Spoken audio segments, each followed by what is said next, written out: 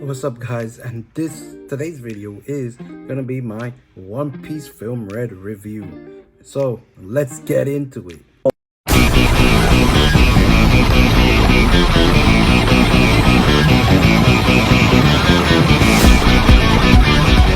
So I wanted to give you an overview of majority of the things that I liked and made this movie very enjoyable. First, I want to talk about the animation. The animation was amazing, even for CGI. Yes, that you heard me. I said CGI. The CGI was actually very good and fit with Uta's character. Like, it was amazing. The character designs, the visual effects, everything was just mind-blowing, colorful. It felt like a radiant, vibrant, fun movie to look at. Like, just looking at it, it looked fun. It wanted to give you that experience of, oh, you're like in a concert and they're giving you the big special effects of concerts. Like, that's what it felt like. The animation, I can't even complain about it, because even the drip, they all had drip. Like, all of their costume designs were awesome and fit their character. Especially later towards the end half of the movie, everybody's fit was crazy. But yeah, the animation was crisp and clean, and the CGI was just as crisp and clean. So yeah, that's pretty much my spiel for animation. But now let's get into the OSTs. The OSTs in this movie, phenomenal. Otto killed it. She killed it. The performances were amazing, and the music went perfect with the movie. Like, it started at a high note, then as it started to get more serious, the music got more serious, and then towards the end, when it was getting lighthearted again, the music picked up to that lightheartedness as well. Like, the OSTs matched the mood of the movie. Like, it felt like it flowed completely well with the movie itself. It was like this soundtrack was made for the movie, literally. So the soundtrack is another thing. That thing was just a 10 out of 10 as well. Like, I can't complain about the music in the movie because it was good. But now let's get into the story of this movie. The story of this movie was pretty straightforward from beginning to end, so it didn't really get confused with all the music and special effects, which I loved because it flowed perfectly. Like, the story just flowed very well for anybody. Like, you don't even have to go watch all of One Piece in order to understand anything. Like, this was just a straightforward plot. And pretty much the plot is Luffy shows up with the Straws. They go see Uta. Luffy reunites with Uta, being long childhood friends. They talk, they laugh, they have games.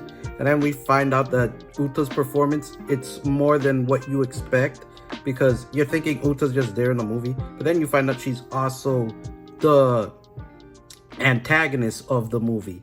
So we find out that she got abandoned by Shanks later on in the movie, and she thinks Shanks destroyed her town. But then we find out later in the movie that Uta actually knows the truth and knows Shanks didn't really destroy her town.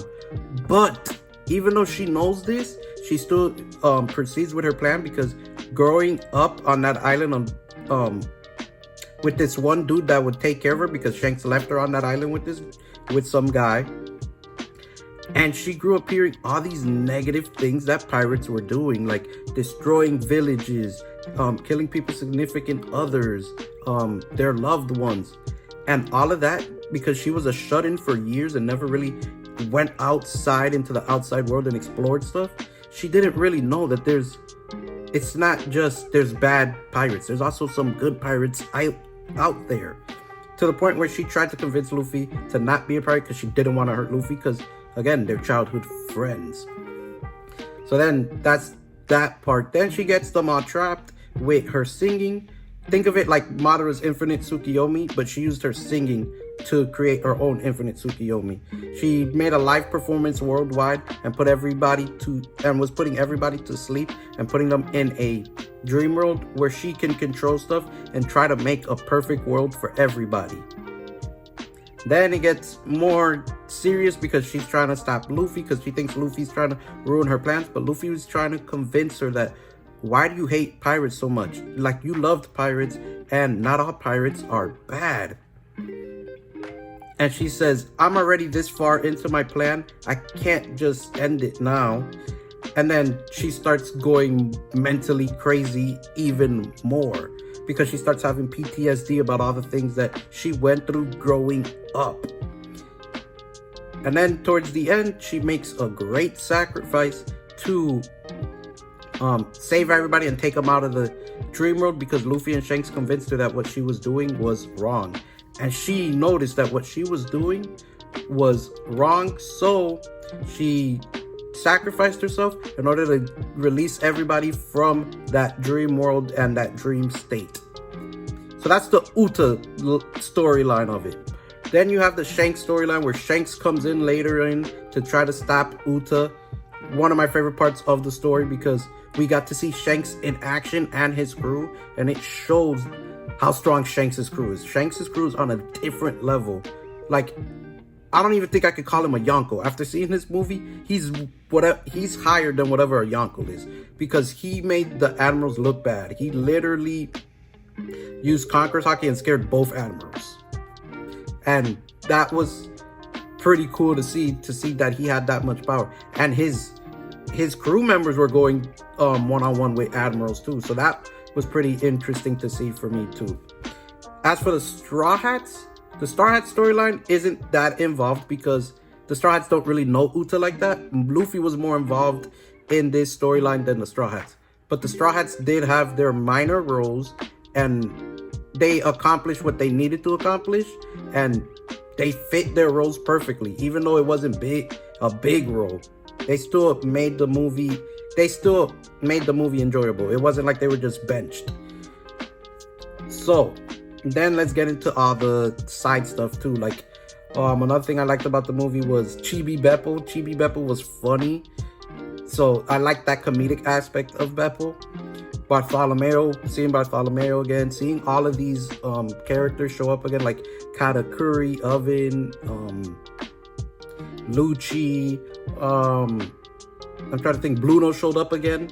So it was just cool seeing all these things. And then there's a part in the movie where Uta's singing and she goes through every arc. And the nostalgia came flowing back. We got to see Water 7, the Baratier, Luffy's Island, Syrup Island. We literally saw almost every place Luffy had gone through for his adventure, and seeing that just reminded me how far Luffy has come since then. That was a phenomenal thing to add to the movie. But yeah, let's get into my final verdict and final thoughts. So my final thoughts for the overall movie, it blew me out. It blew me out of the water because the animation was amazing. Even with CGI, it was amazing. The OST was amazing. She killed it. Like I said before, she killed it. She's a very talented singer.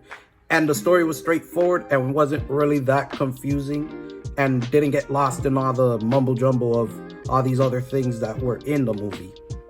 Everything just meshed and flowed together. So let's get into my rating. My rating is 10 out of 10 Straw Hats. Like, come on, there's no arguing that this movie was bad. Like, this movie was just amazing to me. But yeah, I hope you guys enjoyed this video. If you guys enjoyed this video, please go leave a like or subscribe. And I hope to see you guys here on the next video.